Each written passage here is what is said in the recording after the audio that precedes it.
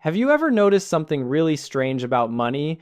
Most people spend their entire lives chasing it, trading hours for dollars, working overtime, taking second jobs, hustling constantly.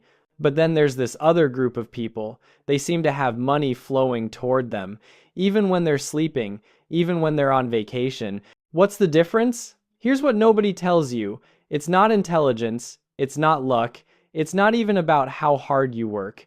The difference is this: most people work for money, but wealthy people, they make money work for them.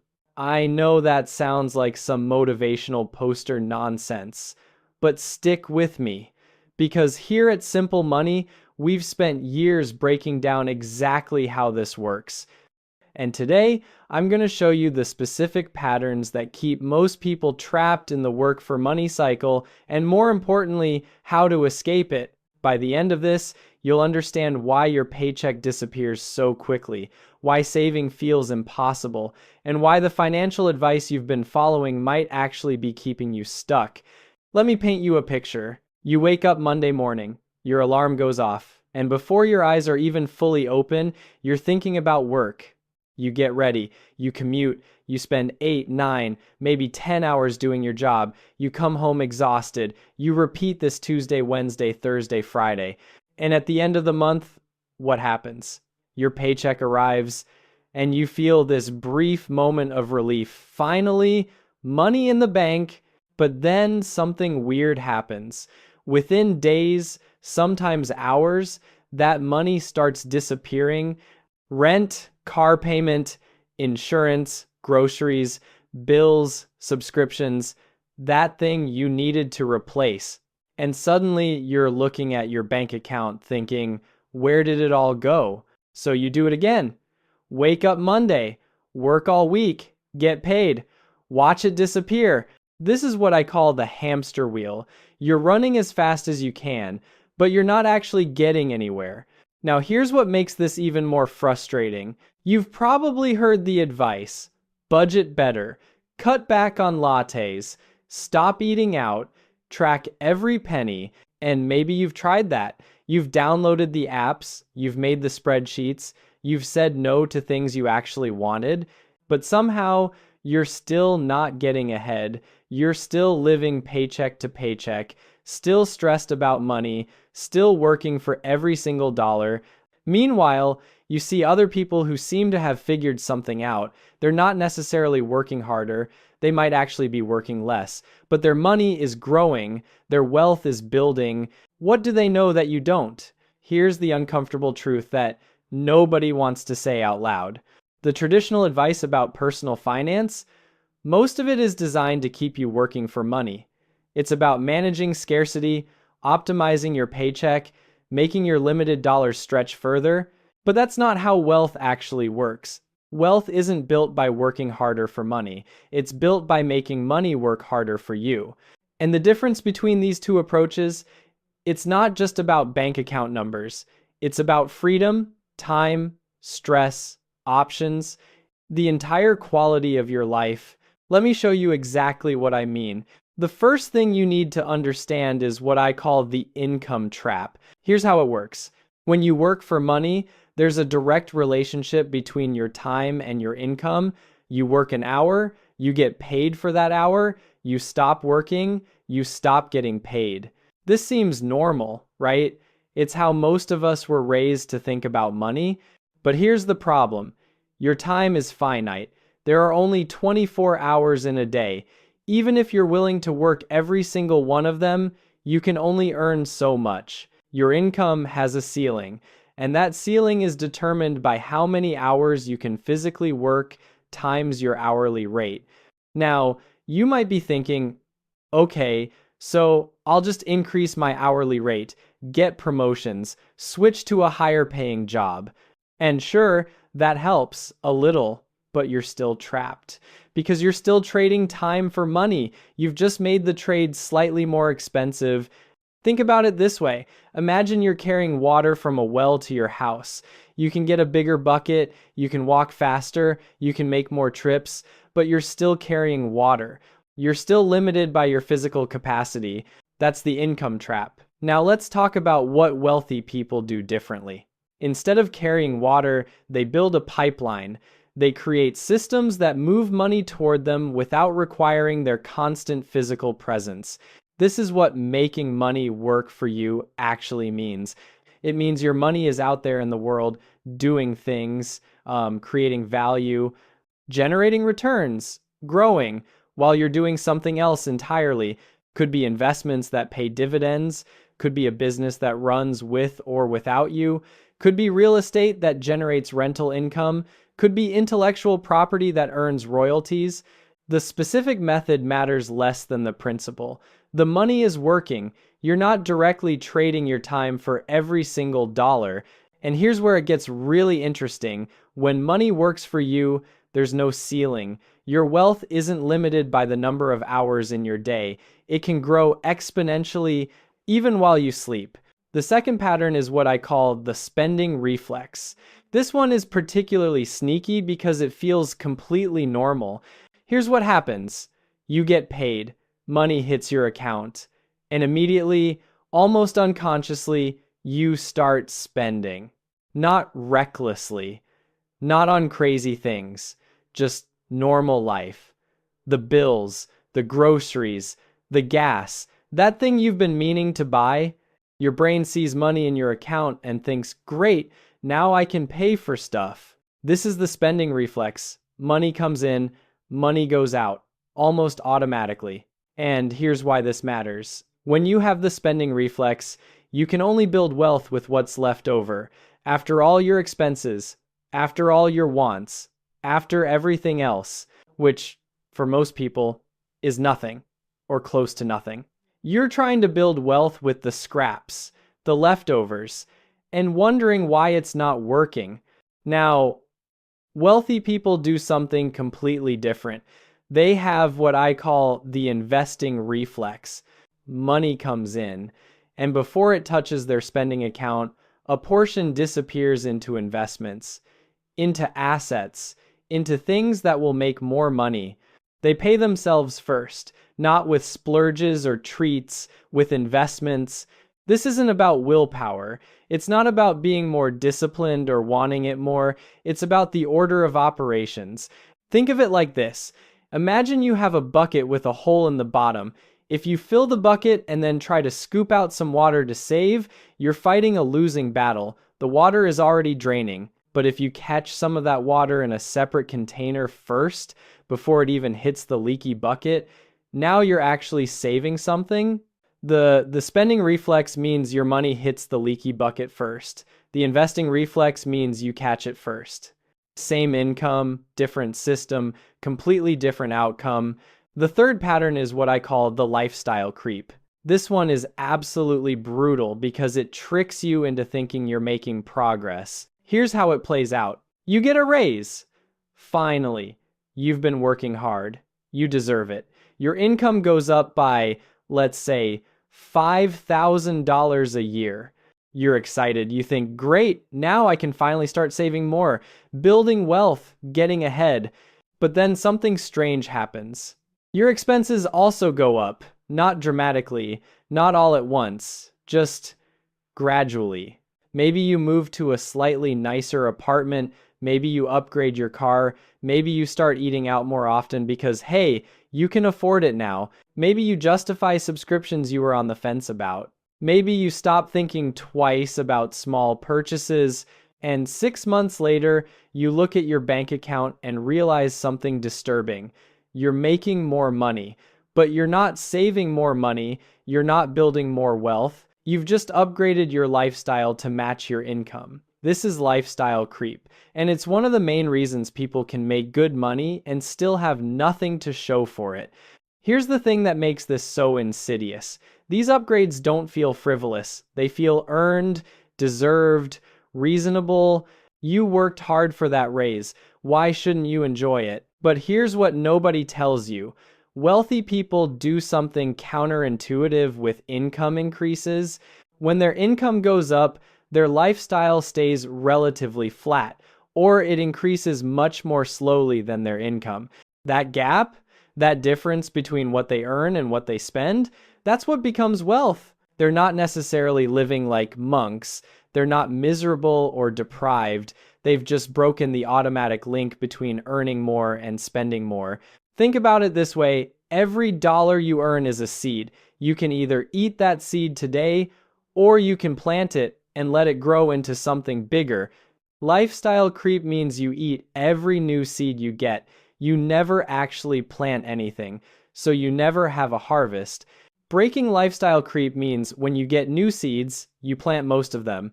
You let your wealth compound, you let your future harvest grow. And eventually, that harvest becomes so big that you have more than you could ever eat. That's when you've escaped the work for money trap. The fourth pattern is what I call the emergency cycle. This one keeps more people trapped than almost anything else. Here's the pattern. You're trying to save. You're trying to build something. Maybe you even manage to put away a little money. And then life happens. The car breaks down. The laptop dies. Medical bill, pet emergency, family situation, something, and you have to dip into your savings. Or worse, go into debt. And you're back to zero. Or worse than zero. So you start over, you try to save again, you build it back up, and then another emergency hits. This is the emergency cycle. You're constantly rebuilding, never actually progressing, always one unexpected expense away from going backwards. Now, here's what's really happening with this pattern. When you don't have money working for you, when you're 100% dependent on your paycheck, every unexpected expense is a crisis. There's no buffer, no cushion, no backup system. You're financially fragile, one broken thing away from disaster. But when you have money working for you, when you have investments generating returns, or passive income flowing in, or assets appreciating, emergencies stop being emergencies. They become inconveniences. Yes, the car broke down. That's annoying.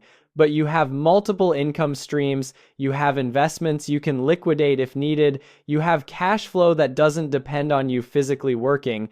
The emergency doesn't derail everything, it's just a bump. Here's the brutal truth. When you're working for money, you're always vulnerable, always one disaster away from losing everything you've built. But when money works for you, you're resilient. You have options, you have flexibility, you have actual financial security. And the crazy part, getting to that point doesn't require millions of dollars. It requires changing how you think about money and what you do with it. The fifth and final pattern is what I call the knowledge gap. This one is probably the most important and the least talked about. Here's what I mean. Most people know a lot about working for money. They know how to do their jobs, how to negotiate salaries, how to budget their paychecks, but they know almost nothing about making money work for them. They don't understand investments. They don't understand assets. They don't understand passive income.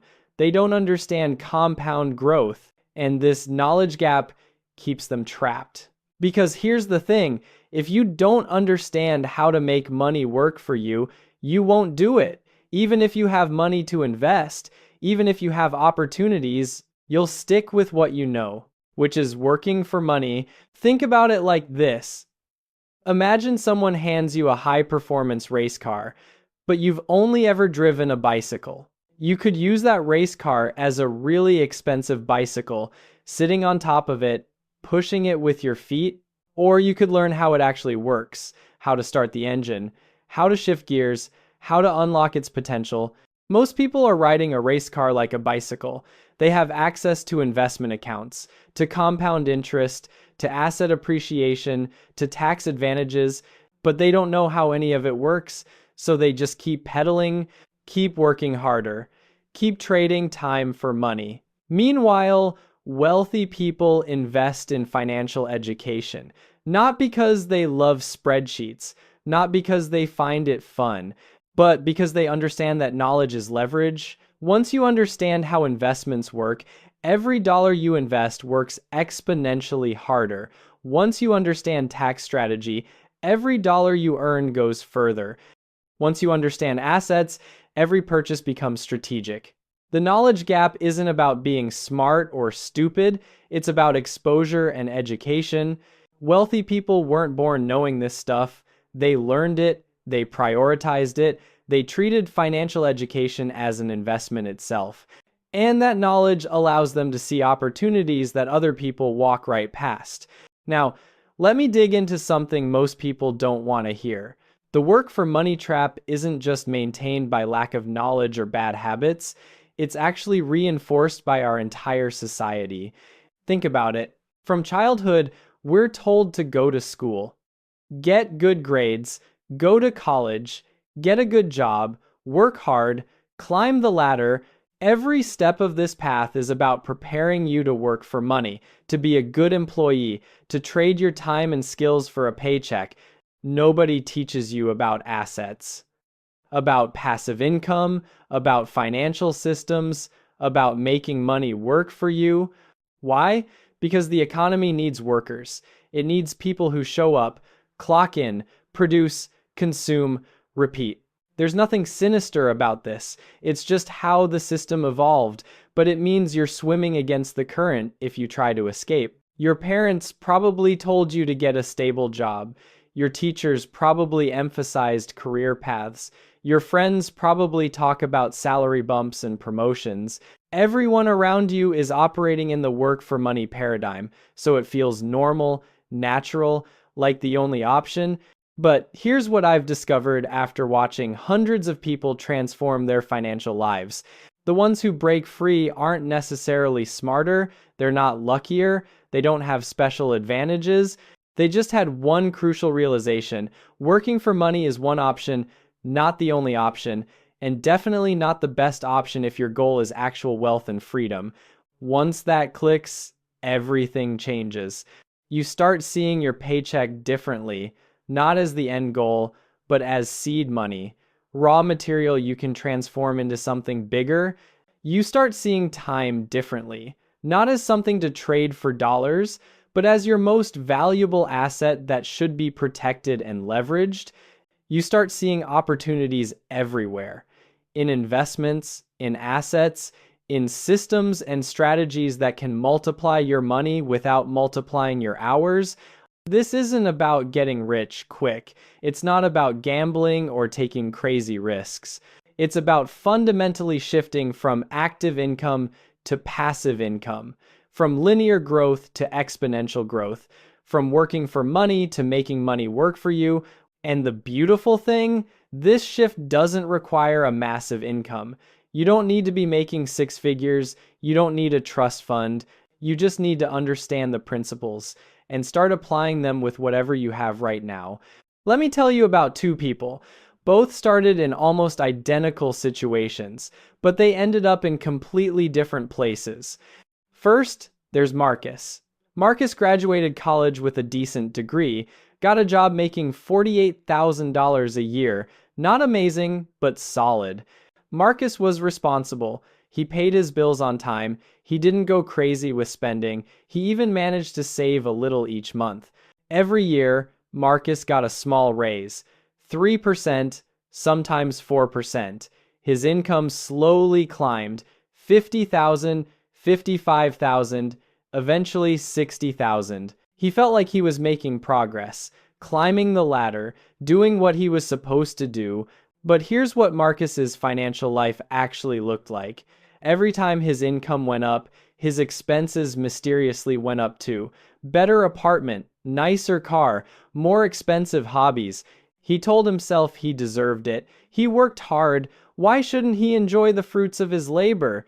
By the time Marcus was 35, he was making $75,000 a year, almost double what he started with. But his net worth, barely $20,000, mostly in a retirement account he couldn't touch.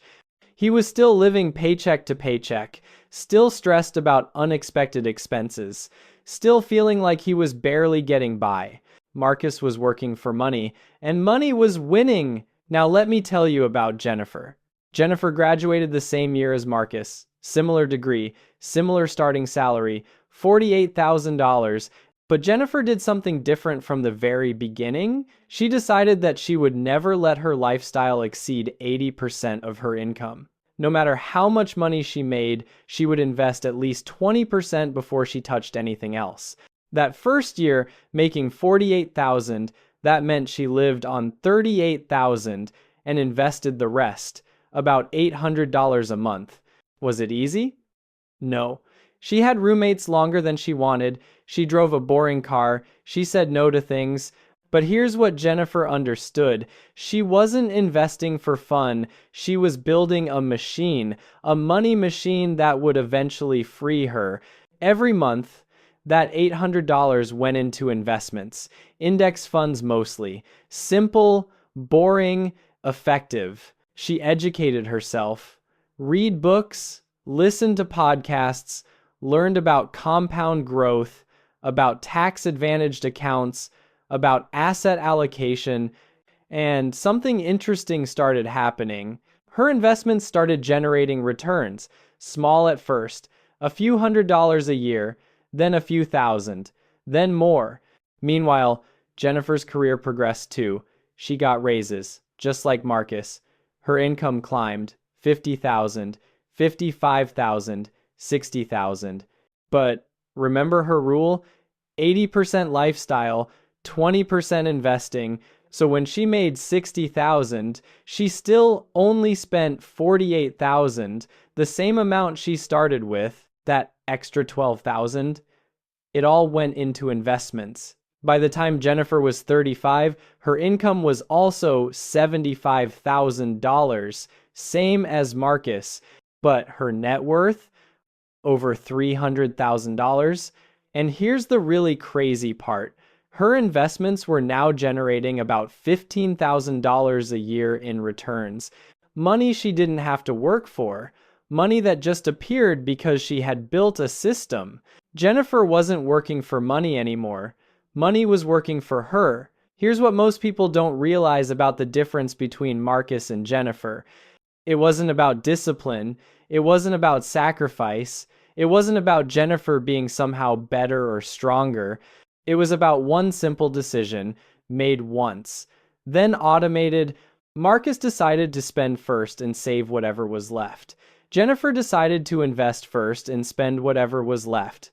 Same income, different system, completely different life. And here's the part that might blow your mind. Jennifer didn't feel more deprived than Marcus. She didn't feel like she was suffering because she was living within her means. She had no debt stress, no financial anxiety, no panic when unexpected things happened. Meanwhile, Marcus, despite spending more, was constantly stressed, always worried about money, always feeling behind. More spending didn't make him happier, it just made him more trapped. This is what nobody tells you about working for money versus making money work for you. It's not actually about how much you earn, it's about what you do with what you earn. You can make $200,000 a year and still be working for money, still be trapped, still be stressed if you spend it all, or you can make $50,000 a year and be building real wealth, real freedom, real security. If you systematically invest, the path to making money work for you isn't about making more money, though that helps. It's about breaking the automatic link between earning and spending, about treating investing as non-negotiable, about building systems that don't require constant willpower. Once you see this, you can't unsee it. Every financial decision becomes a choice. Am I working for this money, or am I putting this money to work? So let's bring this all together. The income trap, the spending reflex, the lifestyle creep, the emergency cycle, the knowledge gap. These aren't character flaws. These aren't personal failures. These are predictable patterns. Patterns that keep most people working for money their entire lives. But here's what gives me hope. Once you understand these patterns, you can break them. Once you see the trap, you can escape it. Making money work for you doesn't require millions of dollars. It doesn't require a finance degree. It doesn't require perfect discipline. It requires three things. First, a decision that you're going to build wealth, not just earn income. That you're going to invest, not just spend. That you're going to break the cycle. Second, a system automatic transfers. A clear percentage that gets invested before you touch anything else. A plan that doesn't rely on motivation or willpower. And third, knowledge. Learning how investments work, how compound growth works, how to make every dollar you invest work harder for you. That's it. Decide, systematize, educate. Do these three things consistently, and something remarkable happens, slowly at first, then faster, then exponentially. Your money starts working, starts generating returns, starts building on itself, starts freeing you from the constant grind of trading hours for dollars. You stop working for money, and money starts working for you. The question isn't whether you can do this. The question is whether you're ready to start. Today, right now, with whatever you have, because the person who begins investing 20% of a $40,000 salary today will end up wealthier than the person who waits until they're making six figures to start. Time is the most powerful force in wealth building, and it's the one thing you can never get back. So what's it going to be? Are you going to keep working for money, or are you ready to make money work for you?